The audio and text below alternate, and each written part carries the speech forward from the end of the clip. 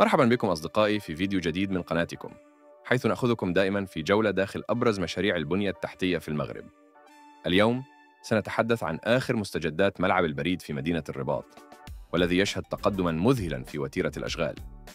فقد وصلت نسبة الإنجاز إلى حوالي 60%، وكل هذا من أجل تجهيز الملعب قبل مطلع شهر أكتوبر الجاري. وفي الجهة الشرقية من الورش بدأت تظهر معالم المدرجات الثانية بشكل واضح، بتصميم أنيق يعكس الرؤية المعمارية المتطورة للمشروع.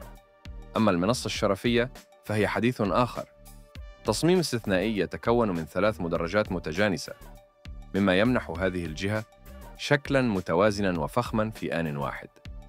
العمل لا يتوقف، والوتيرة ترتفع يوماً بعد يوم. فهل سيكون هذا الملعب أحد مفاجآت كأس إفريقيا القادمة؟ وننتظر آراءكم في التعليقات.